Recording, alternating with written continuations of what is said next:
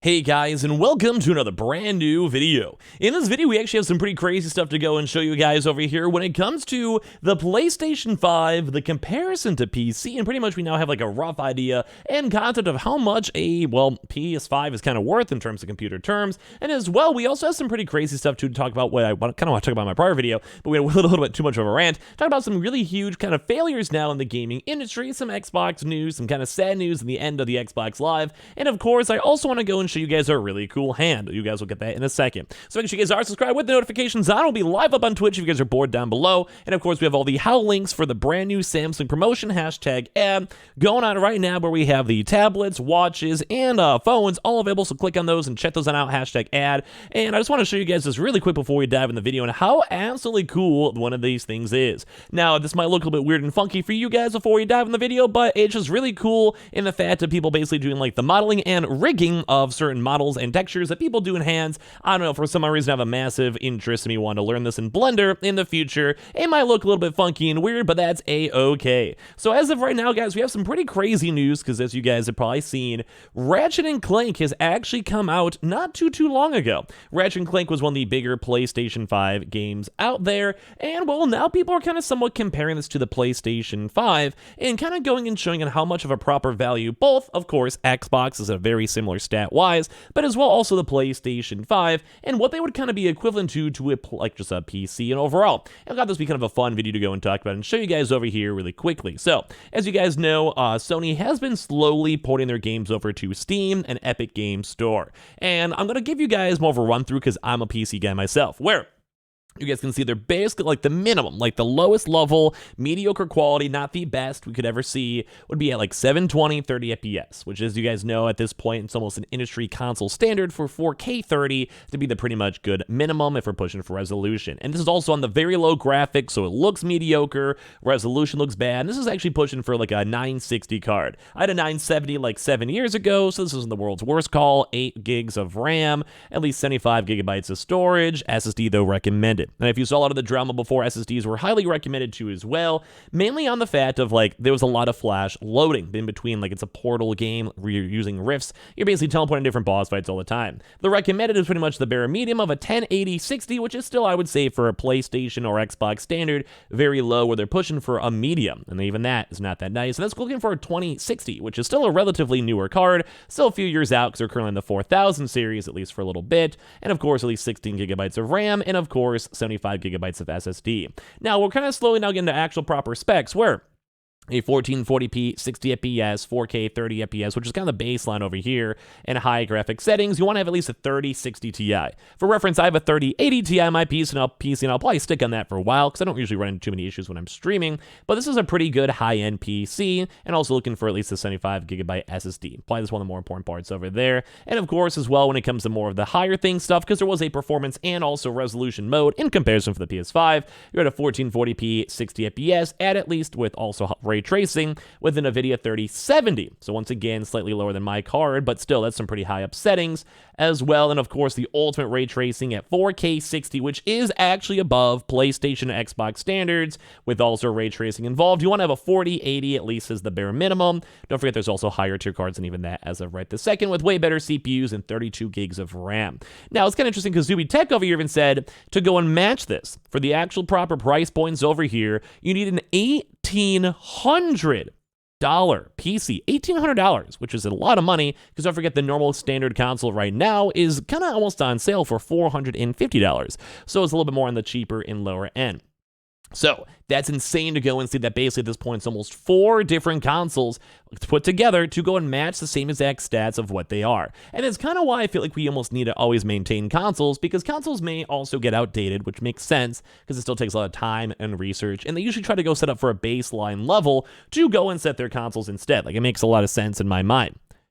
But the price point is the biggest thing. The fact that you could go and mass make 40 million consoles in a few years and get a lot of folks at a pretty standardized and consistent resolution to make games, number one, look good, feel good, and vibe good, and as well also be made and optimized really well, I think that's a phenomenal thing. And this is also on top of it too, saying the most used GPU on Steam was actually a GTX 6050, which is kind of intriguing. So a PC requires at least 22 gigabytes or more of RAM and at least 16 gigabytes of video RAM graphics cards to run Ratchet & Clank Rift Apart at the PlayStation 5 level. And this is kind of crazy to go and see how efficient this is. So this is like basically a PC part picker, where you guys can see over here where they have the AMD cards themselves at $300. That's for the CPU, pretty big deal. MSI motherboard, $140. The nice little actual memory itself, $100. GPU itself at $3080, which is $950 to be somewhat comparable. Like basically, the GPU itself can pretty much be the same match price point. Now, in my mind, this isn't that bad. Like, I like the idea of this, but don't forget there is other benefits. You can play a lot more other games, Steam games.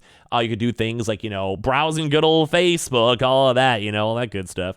Watching Twitch. But when it comes to that stuff too, like there is other various obvious things that matter, like Windows on their operating system, on, the tower cases, et cetera, et cetera. So like, it's still crazy to see though, and how efficient these consoles are still holding up. Both Xbox and PlayStation have done a very phenomenal job when it comes to this, and I gotta give them a lot of credit too as well, because once again, like it doesn't necessarily fully match it because these games are officially made for PlayStation, which is by itself important, and optimized better on PlayStation Studios, et cetera, et cetera. But at the same time, like it just kind of opens up this nice window for why consoles exist. Like they want to be cheaper, they want people to be able to go and enjoy them and utilize them, but at the same time, you also want to be able to go and sit there and be able to go and have a same standardized game to play good games. Like you want to look at nice, fancy, good looking games, and well, you can't always do that with, let's say, a $500 PC, because all the various things like a keyboard, mouse, monitors, even on top of having like the GPU, CPU, RAM, etc. If you're someone like Sony, you can go and buy millions of these parts and make it cheaper, or even have specialized deals with AMD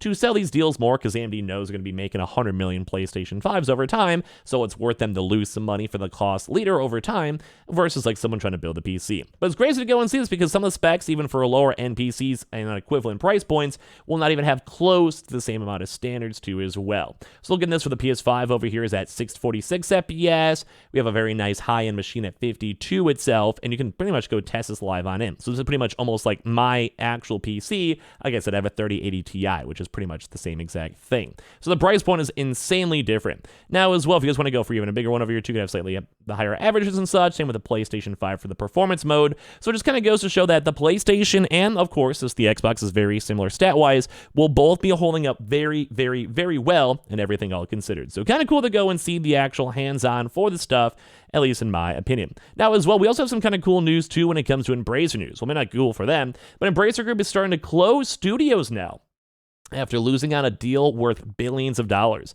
Embracer announced in June it was closing down studios and laying off staff as the company restructures.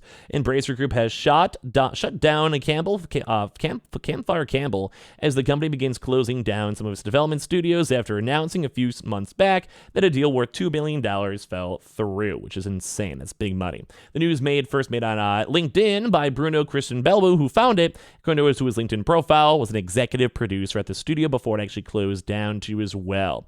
So basically, they shut the doors last September, and it was founded and led by Jonas Weaver, who also served as the studio's creative director. Weaver was previously as local artist where he created the tactical RPG series Expeditions, which I actually have never heard of. And according to the THQ Nordic, the studio would focus on high-quality, narrative-driven RPGs. While the studio did not have a chance to ship out its first game before its closure, it was tasked with taking over any future entries in the Expedition series, though the studio did not officially reveal what was next in the projects. However, though in June, Embracer announced that the planning to close studios, games, and lay off staff as a result of a failed partnership. So basically, they were going all in on this random partnership. Embracer Group did not go into specifics as to which studios would be affected at the time. Embracer Group is a media juggernaut too as well, owning companies such as THQ Nordic, which I've heard of, Saber Interactive I've heard of, I haven't heard of Dark Horse Media, but I have heard of Deep Silver, and they also got Crystal Dynamics, Square Enix Montreal, and EDO's Montreal from Square Enix, though, which we have heard about. You guys remember this huge deal, and basically that was when Square Enix was selling off their Western catalog